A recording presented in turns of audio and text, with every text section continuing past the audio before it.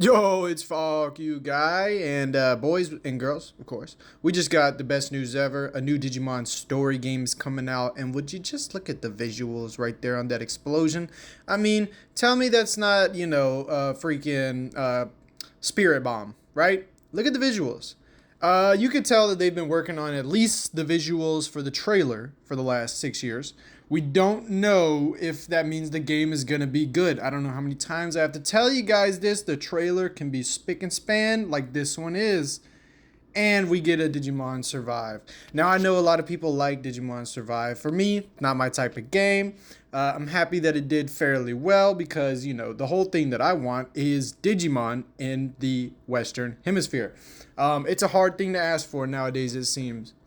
And quite frankly, that's the main topic of this video is this is the last chance, I think, for Digimon and Bandai Namco to capture a Western market. All right? Think about the people who grew up watching Digimon.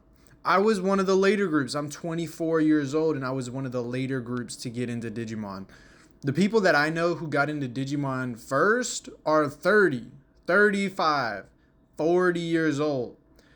I don't know how many of these people care to play a game anymore. And it's not like they've done a good job of recruiting the younger generation to wanting more Digimon. It's really just us and our kids, right? So for me, this is a last straw type of event. 10 years ago, or 9 years ago, we got Digimon Story Cyber Sleuth, and I thought that that was the last straw. And quite frankly, the game was amazing. I thought this was the revelation. This was the renaissance for Digimon. And they did a good job. 2 years later, they released, what was it? Next Order. And then a year later, they released Hacker's Memory, if I'm not mistaken. That was great. 3 games in 5 years is awesome. And then it was 5 years later that they dropped Survive. And then we haven't had anything since 2021. It is 2025. And we're now getting news of a new Digimon game that might come out this year. Back then, I was 16. My sister, who loves Digimon, was 19. She didn't even think getting married was in the cards. She did not want to get married. She thought it was a patriarchal system. And she's getting married now. Think about how much people have changed since the last time Digimon had a chance at being a mainstream IP in America. All that to say, this game has to be great.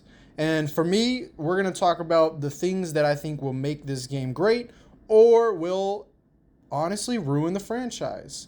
So, without any further discussion, let's get into breaking down this trailer to begin with. Once again, the visuals are amazing. We're going to replay the trailer, look at it from, perspective to perspective, because I want to talk about a few things that we know for sure about the game and also a few things that look like things that might be in the game and things that might worry me, okay? So without any further ado, if you like the content, I'm going to, of course, play this game through because I'm a Digimon fan. And I'm going to record it, put out episode 1, 2, 3, 4, all the way up until we finish it. So if you like this and you want to see me play the game, give me a follow, give me a subscribe, whatever platform we're on right now, and comment your top 5 Digimon. I want to see everybody's top 5 Digimon in the comments. So the first thing that we know about this game is that it's going to explore the multiverse, okay? Digimon Survive had that sort of aspect to it as well, where your choices matter and you get a different ending based on your choices, all right? We've seen a lot of these types of experiments with the multiverse in Western culture. You don't see it very much with the JRPGs. But that's going to put it into the first category for me that's important is don't overdo it, all right? If you want to make it like Dark Souls where, you do the evil ending, you get this cool rune arc, or you do the good ending, you get a new cutscene, that's perfectly fine. But don't lock us out of certain Digimon based on our choices. And that's going to lead me into the second thing. We need a gigantic roster. Cyber Sleuth, Hacker's Memory, Digimon Dawn, Digimon Dust, Digimon DS, even Next Order, they all had huge rosters. One of the best ways to make sure your Digimon game succeeds is put all the Digimon in there that everybody likes. At least put all the Digimon that everybody likes. If you really want to go into it, throw some extra stuff in there. I don't know some of the new Digimon that have come out. I haven't really kept up with the new stuff because I really just play the games. I never watched any of the animes except for the first one when I was younger. But if we have over 300 or 350 would be the real threshold for me, I'll be happy. 300, 350 Digimon is perfect, all right? And right here, I want to take a moment to look at this. It looks turn-based to me. I don't know about y'all, but the way that they're standing, it seems like the 2D battle is there. They're constantly in the same position, shooting attacks from it, which would lead me to believe that this is not going to be a Next World Order type of game. It's going to be a JRPG game. And quite frankly, that's important. If it's not a JRPG game, I don't think it's going to do too well. These are the ones that usually do the best, are the JRPG games. Now, some people don't like that. I understand it's a former Tamagotchi game. I understand that's kind of the whole IP. But if you want it to be good in the Western market, which I promise you do because you want more of these games to come out here, it better be a JRPG. Now, the next thing that's easy to spot out is the level design. This is not going to be an open world game. It might have some aspects of it, like that one where you're flying through these dimensional spaces or space itself. But from what I can tell just by looking at this game, it looks linear. It looks like it's going to be a map-based game, okay? You go one area to the next, like Digimon, Cyber Sleuth, or of course the DS games. And for me, I like that. I played a little Power World, and it was cool to have an open world game similar to Digimon, but I think the formula that just works best for Digimon is this form of layout where it's map-based, it's not open world, and from what we can see here, it looks definitely like it is not open world, which is okay. So that's three things if you count the multiverse, which we know is going to be a thing. It's been a thing in a lot of the Digimon franchise. And of course, it's kind of the popular trend right now. Every single thing that you go to, whether it's Invincible, whether it's Marvel, Solo Leveling, which is the top show right now, it's all exploring the multiverse. I think this is just a trend you're going to see for forever. And to me, it's cool. As a physics major, I do enjoy the multiverse stuff. However, it's very easy to overdo it. I'm switching us over to some gameplay of me playing the new Digimon Dawn Randomizer. And this is going to bring me to my next point. It's not about just how many Digimon you have. You need to have a lot of Jogresses. The Jogresses are some of the the most fun things to go after in the game.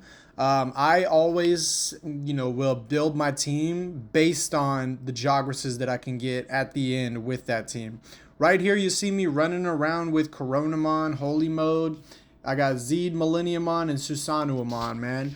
That's what the Digimon Dawn, Dusk, and then Cyber Sleuth games did so well. There was just so many Jogresses that you could build for. I love the Jogresses. They're the coolest Digimon in the game always.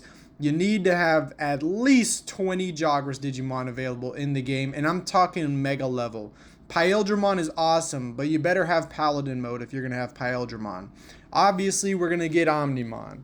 I think also, obviously, we'll probably get a lot of burst modes. Those are, of course, important as well, but we need all of those guys, okay?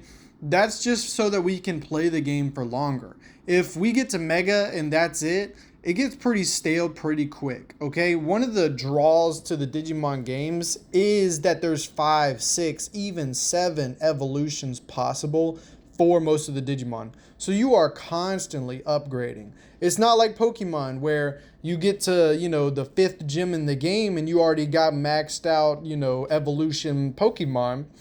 Digimon is one of those games where you get to the final boss and you're grinding to get that final evolution before you fight them.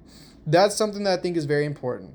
And with that being said, I'm going to go into my wish list, okay? We already talked about how we want a JRPG game. We also already talked about how we want the multiverse to be a little bit more streamlined than, for instance, the Marvel Cinematic Universe made it. We also talked about how we need a lot of Jogresses.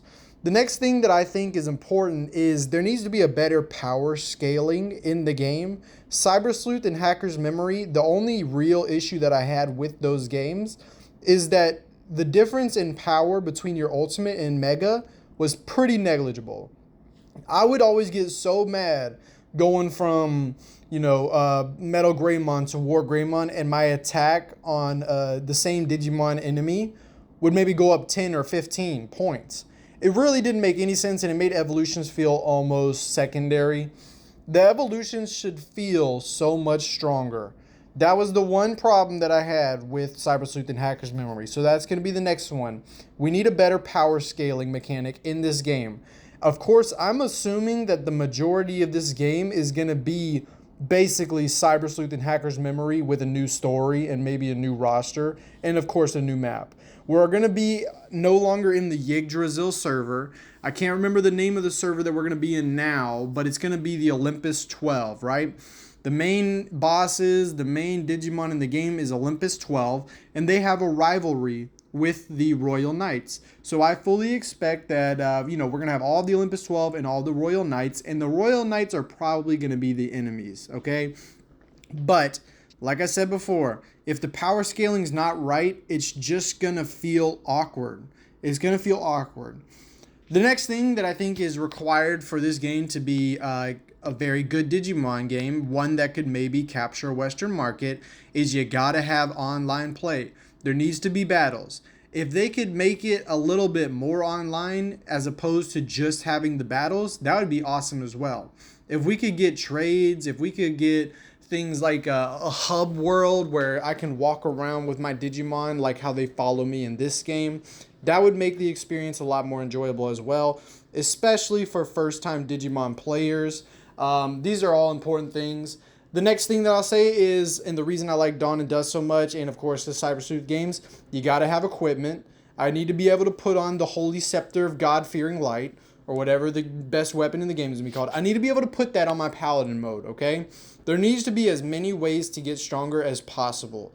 A lot of the games for Digimon, especially Next Order, it just felt like all there was to do was grind levels. I'm not a big fan of that. I think there should be other ways to get stronger, and I think that's going to help out with the average fan base. Now, these are all very good. Now we're going to talk about price point. We can basically expect that the game is going to be $60 or $70. People are going to complain about that, but the thing is, it should be $70. They should be able to make a lot of money off this game. That way, it's something that they want to do again. All right? I know a lot of what I talked about might not be your favorite thing, but remember, guys and girls, of course, this game needs to be sellable. It's okay if it's not our favorite Digimon game. All that matters is when a new person picks it up, they like it, and they want to play the next one. Because I don't want to go another 5 years without a Digimon game. These are all the things that I want to see in the game, and this is what I think is required to make it a good game. So, if you like this, you want to see me play the game, give me a follow, give me a subscribe. Falq Guy is signing out.